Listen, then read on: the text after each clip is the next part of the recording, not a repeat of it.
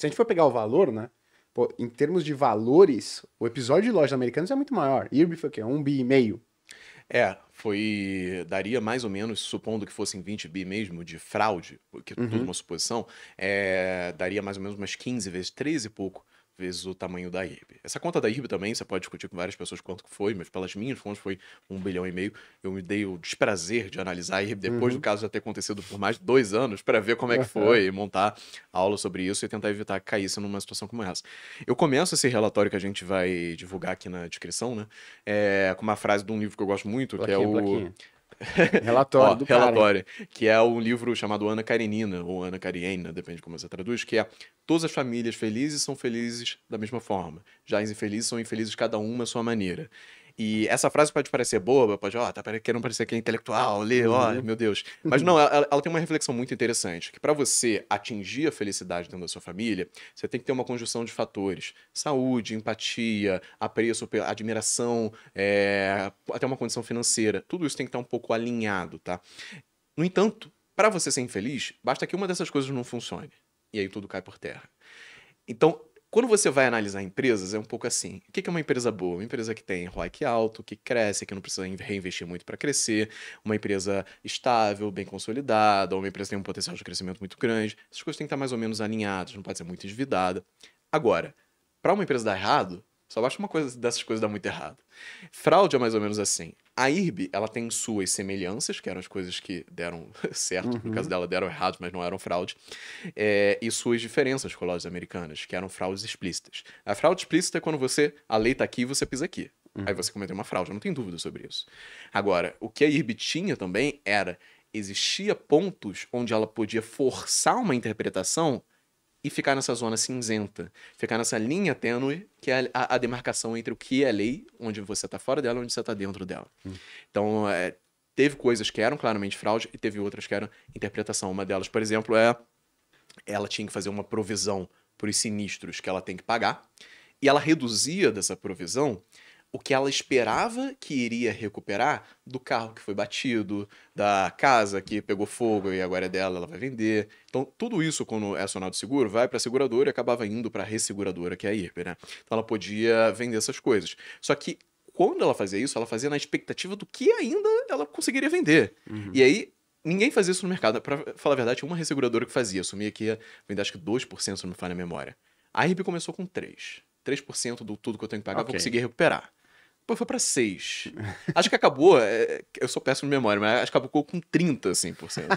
Era um negócio, foi escalando de uma forma monumental a coisa. Otimista. Né? Mas aí, tá dentro dali ou não tá? Assim, na previsão dela fazia todo sentido, aparentemente. Mas não faz nenhum na prática. Então ela jogou também nessa zona cinzenta. Então tem as suas semelhanças e as suas diferenças com as lojas americanas. Boa, perfeito. O pessoal comentou aqui que você tem a voz do Breno Perrucha, do Jovem Cara, de todo Negócio. mundo fala disso. A gente vai ter um podcast que sou eu, Bruno Perini, a Malu, e o Breno Perrucho. Vai ter E que aí eu assistir no vou YouTube, falar não pode junto ver no com o Breno Spotify. Perrucho. Pode ver no Spotify, né? Porque Vai aí- ter que olhar pra ver quem tá falando. Se vira. Perfeito, boa. Agora, é o seguinte, né? A gente. Olha a complexidade que é você analisar, né, ações sozinho. E tem muita gente que analisa sozinho. Então, antes de fazer essa introdução aqui, perguntar mais para a Raiz, eu queria saber se vocês estão aqui, porque vocês têm ações das lojas americanas, FIIs que tem receita vinda de lojas americanas, ou você quer saber o que está acontecendo mesmo, se é oportunidade de compra ou não. Então comenta aqui no chat, né, que eu tô olhando, para que a gente vá direcionando aí também as perguntas da melhor maneira que vocês querem. Agora, o Arraiz, é muito difícil uma pessoa ter conhecimento do Leandro, né, tem anos estudando contabilidade, tem que amar o negócio, o passatempo do cara é analisar balanço, criar vídeo sobre isso, né, então é um pouquinho complicado de você analisar sozinho. Existe uma maneira da pessoa física, né, estar exposta a ações e aí reduzir o risco de amanhecer, ou no caso, né, entardecer, indo dormir com uma bomba dessa na mão, reduz o risco disso acontecer? Ó, eu sou, obviamente, enviesado para falar, porque eu acredito friamente na categoria de fundos de investimento. Tem tudo a ver com isso que vocês estão falando. Você não tá sozinho lá, né? Você tá com você e mais 7, 8 profissionais ajudando no dia a dia, para você ter profundidade.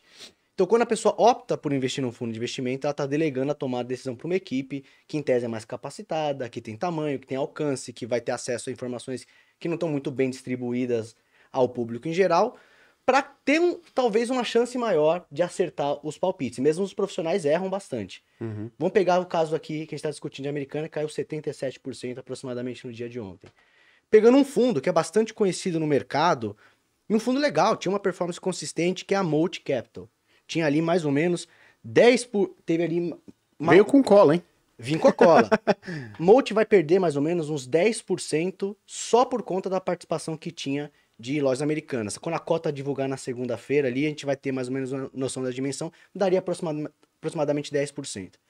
Mesmo com uma pessoa física investindo em fundos decidisse colocar metade do patrimônio dela neste fundo, ela reduziria essa perda para metade dos 10%, 5%, né? Então, olha como você já está pulverizando o risco. Só de você delegar, não teve a perda de cabelo, o estresse de estar concentrado. Muita gente que está assistindo, que está comprado até as tampas em Americana, provavelmente está desesperado, sem dormir direito.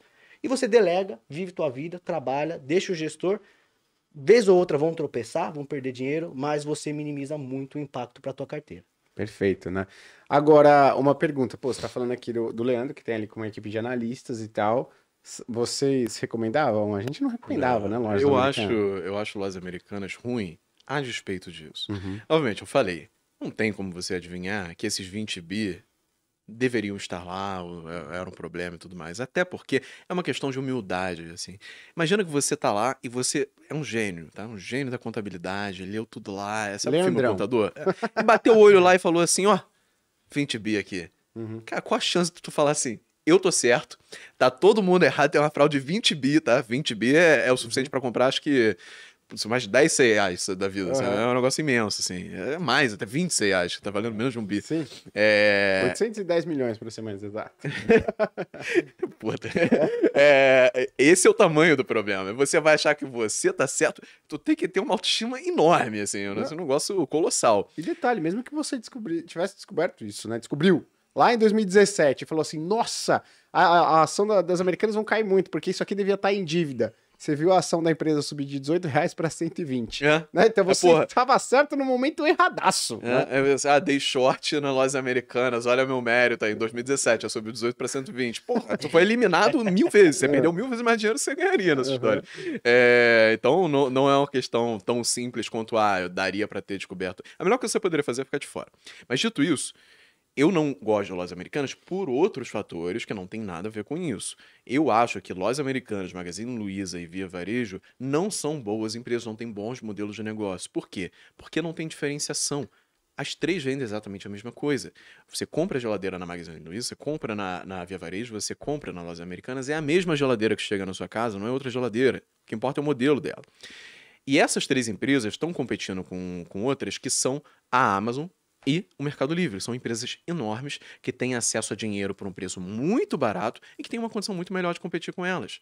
Qual a chance dessas três conseguirem ganhar essa competição sem ter poder de criar diferenciação e sem ter acesso a dinheiro barato?